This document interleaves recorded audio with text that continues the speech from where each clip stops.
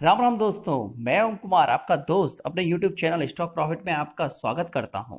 अगर आप हमारे चैनल पर नए आए हैं तो हमारे चैनल स्टॉक प्रॉफिट को सब्सक्राइब जरूर करें और बेल आइकन को दबाएं, जिससे आपको नई नई नोटिफिकेशन मिलती रहे और आप सबसे पहले मार्केट से अपडेट रहें। वीडियो शुरू करने से पहले मैं आपसे गुजारिश करूंगा कि आप डिस्क्लेमर ध्यान से पढ़ लें।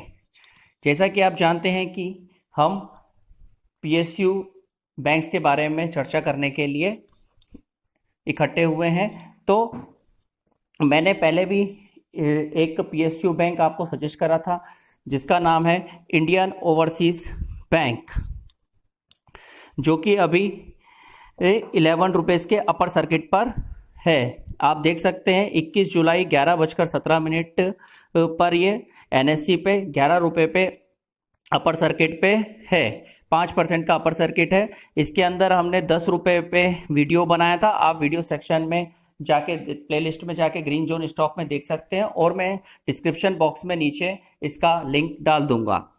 जिसका टारगेट हमने 12 बताया था। अपर सर्किट 5% का होने के कारण ये आज इससे ऊपर नहीं जा सकता, मगर ये बहुत जल्द अपना टारगेट अचीव होता हुआ दिखाएगा। और इसमें मैंने ये भी राय दी थी कि आप 12 के आसपास इसमें प्रॉफिट बुक कर लें। लॉन्ग टर्म इन्वेस्टर इनसे दूर रहें। एक्चुअली इनके बढ़ने का क्या कारण है? बढ़ने का कारण साफ है। जैसा कि पहले भी हमें मालूम है कि छोटे छोटे बैंक जो है वो मर्ज होके एक बड़ा बैंक बन रहा है, और अपना जिससे इनके खर्चे कम होंगे और ये आगे आने वाले टाइम में ग्रोथ कर पाएंगे। मगर वो एक बहुत लॉन्ग टर्म स्टोरी है, तो आप इसको शॉर्ट अवधि वाले जो 3 महीने का व्यू रखते हैं, 1 वीक टू 3 मंथ्स का व्यू रखते हैं, वो ही इन PSU बैंक्स में अभी इन्वेस्ट करें। जब पोजीशन पूरी क्लियर हो जाए, कितने बैंक बचते हैं, उस हिसाब से लॉन्ग टर्म का व्यू हम बात करेंगे। जैसे जब हम फंडामेंटल स्ट्रांग और जो लॉन्ग टर्म के स्टॉक हैं, उस समय हम बोलते हैं कि इंट्राडे ट्रेडर्स और शॉर्ट टर्म व्यू वाले ट्रेडर्स इन स्टॉक से दूर रहे। वैसे ही हम इन स्टॉक के बारे में बात करते हुए जो कि शॉर्ट टर्म अवधि के लिए हैं, उनमें जब हम बात करते हैं तो उस समय भी हम ये कहना चाहते हैं कि जो लॉन्ग टर्म इन्वेस्टर हैं इनसे दूर रहें, क्योंकि ये बैंक 100 रुपये 200 रुपये का हाई बनाने के बाद में अब ये 10 रुपये के आसपास हमें अवेलेबल हैं। तो आप इनका लॉन्ग टर्म चार्ट देखेंगे तो आप कहेंगे कि ये अगर किसी ने इन्वेस्ट करा हो तो ये देखिए IOB का हाई आप देख रहे हैं 200 रुपये का। अगर आप यूं भी देखें तो ये 150 के आसपास 2013 में, 2020 में 10 रुपए। तो जिसने भी उस समय भी इन्वेस्ट करा था तो वो भी आज वो लॉस में है, और आज अगर लॉन्ग टर्म के हिसाब से फिर करता है तो वो अभी कुछ कह नहीं सकते सर्कमस्टेंसेस के हिसाब से कि ये बैंक मर्ज होने के बाद में कितना ग्रोथ कर पाए। मगर शॉर्ट टर्म स्टोरी के हिसाब से इसके अंदर अभी 20% का ग्रोथ हमें नजर आता है रेट के अंदर, जो हमें अचीव होता हुआ दिख रहा है। 10 रुपीज में हमने सजेस्ट करा था, 11 रुपीज तक आ गया है, और 12 का हमारा टारगेट था, जो हम एजुकेशन पर्पस के हिसाब से आपको पहले भी बता चुके हैं। अब हम आज एक नया स्टॉक ऐड कर सकते हैं इसके अंदर। मैं उसको ओपन कर लेता हूं। यूको बैंक मैं टाइप करके ही अभी आपका कर देता हूं। यूको बैंक अभी ट्रेड कर रहा है 14 रुपये 60 पैसे पर। 7.35% अप है अभी। दैट मीन्स इसके अंदर में भी सेम स्टोरी है अभी कि कुछ टाइम का इसके अंदर ग्रोथ नजर आता है।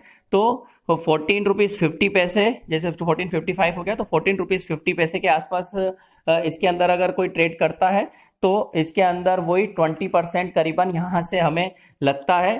तो 17 रुपये 40 पैसे के आसपास इसमें प्रॉफिट बुकिंग कर सकते हैं। मगर इसको भी व्यू 3 महीने से 2 साल का रखना पड़ेगा। मगर 10 साल के लिए आप इसको अभी बिल्कुल वो इन्वेस्टर दूर रहें।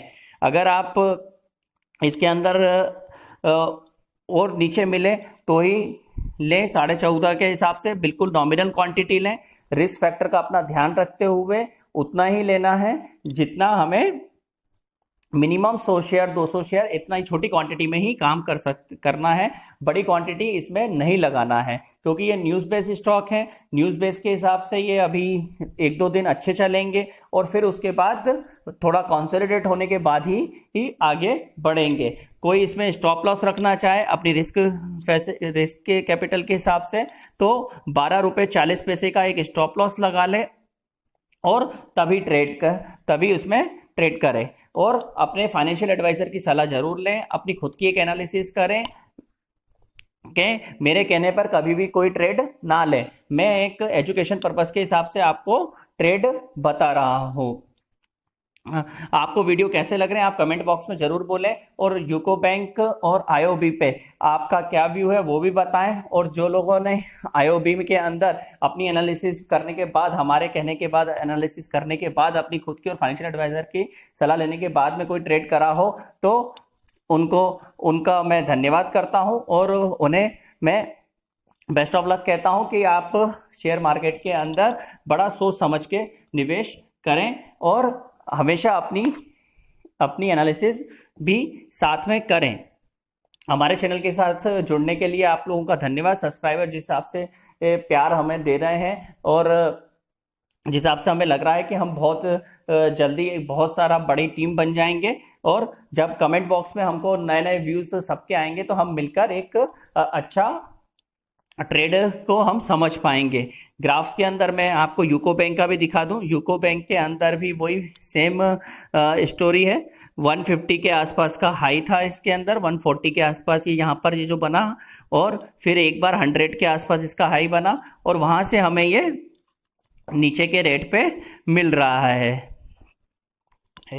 बाकी आप इसके अंदर लॉन्ग टर्म निवेशक, मैं फिर एक बार बोलूंगा, long term investor in stock से दूर रहें। ये केवल शॉर्ट टर्म पीरियड वालों के लिए है जो 3 महीने से 2 साल तक का व्यू रखते हैं। बाकी टारगेट आने में इनके 7 दिन से 15 दिन के अंदर में भी आ जाते हैं, मगर हर चीज शेयर मार्केट में अनसर्टेन है, कब क्या हो जाए। कंसोलिडेशन फेज में चला जाता है स्टॉक तो फिर वापस से उसको ऊपर आने में टाइम लगता है। सेफ इन्वेस्टर के लिए मैंने स्टॉप लॉस भी बता दिया है। अपना रिस्क फैक्टर देखने के बाद, फंडामेंटल एनालिसिस करने के बाद और अपने फाइनेंशियल एडवाइजर से सलाह लेने के बाद ही कोई ट्रेड लें, ये मैं आपको फिर से एक बार कहूंगा। और इसके अंदर इन्वेस्ट उतना ही करें जितना आपका रिस्क फैक्टर अलाउ करे, ज्यादा इसके अंदर लेवरेज पोजीशन ना लें। चलो, इसी के साथ में हम आपको और दूसरे स्टॉक भी हम बताते हैं, जिसके अंदर पीएसयू में हमने आपको बताया है सेंट्रल बैंक ऑफ इंडिया। ये भी 18 रुपये 65 पैसे पे ट्रेड कर रहा है, मगर ये 10.68% बढ़ चुका है, तो अभी इसमें कोई ट्रेड ना लें। इसके अंदर हमारी कवरेज भी नहीं है और ये बढ़ भी चुका है, तो अगर 10% बढ़ चुका 20% में से, तो 10% के लिए इतना बड़ा रिस्क ना लें। और अगर आप और स्टॉक देखेंगे इसके अंदर पीएसयू में जो है, उसके अंदर महाराष्ट्र बैंक में भी सेम स्टोरी है कि ये 11 रुपये 85 पैसे पे ट्रेड कर रहा है, 10.75% बढ़ चुका है। तो इसमें भी वही चीज है कि अभी ये बढ़ चुका है, इसमें अभी ट्रेड ना लें।